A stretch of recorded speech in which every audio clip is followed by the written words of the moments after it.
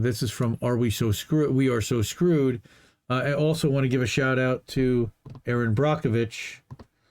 Okay, a day of visibility for water. I don't know if anybody knows, but March 22nd, 2 days ago, was World Water Day, or this week. Oh.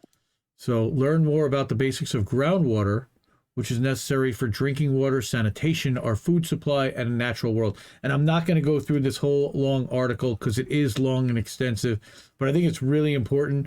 Okay, here we go. What always runs yet doesn't walk, often murmurs but doesn't talk, has a bed but doesn't sleep, has a mouth but never eats. And it's a river.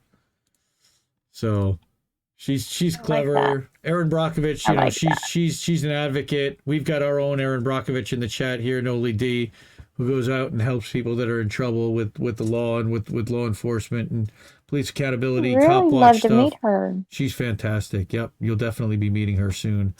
INN family. So about 50% of the U.S. alone depend on groundwater for their drinking water supply, yet most people don't know the basics about this resource. What is it?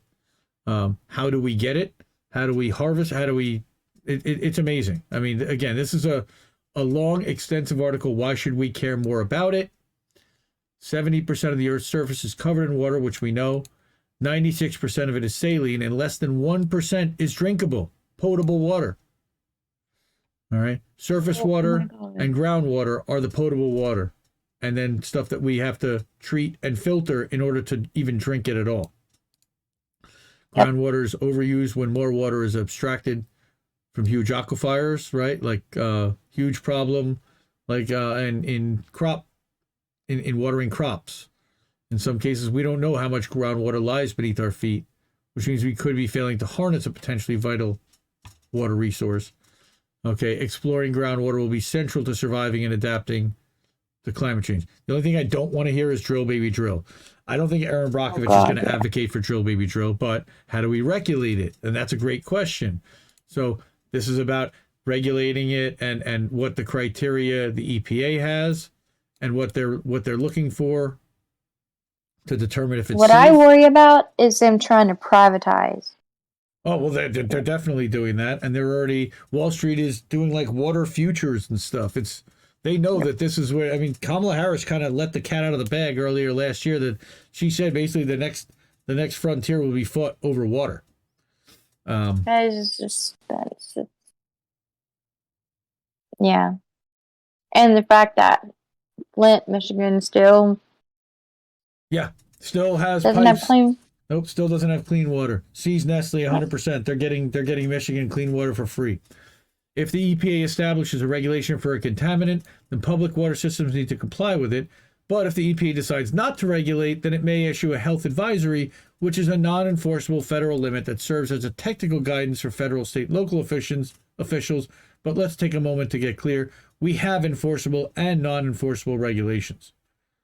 Okay, so these are MCLs, maximum contaminant levels. And she talked about this flame retardant and fire retardant chemicals that are actually getting more into the public drinking water.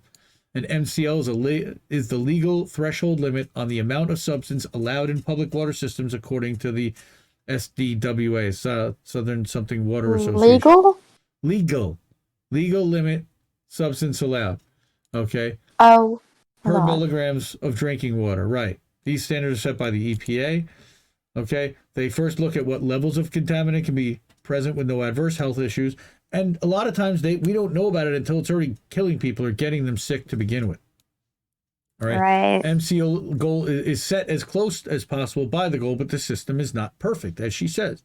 Sometimes they'll establish a treatment technique instead of an MCL.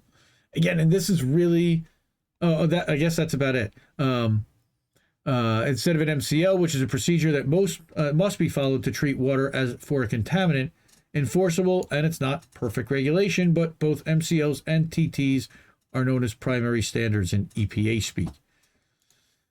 They set standards based on the science available. However, the science is a little old or whatever. Maybe they know studies are coming out soon that says a contaminant could cause cancer, so they set a goal or a health advisory and not an MCL. It's just interesting. And again, she's just educating us about these things, and I'm grateful for her. Would you believe, Erin Brockovich, major motion picture made about her. Julia Roberts started her as her, right? Ready for I know, I was wondering with that. Watch this.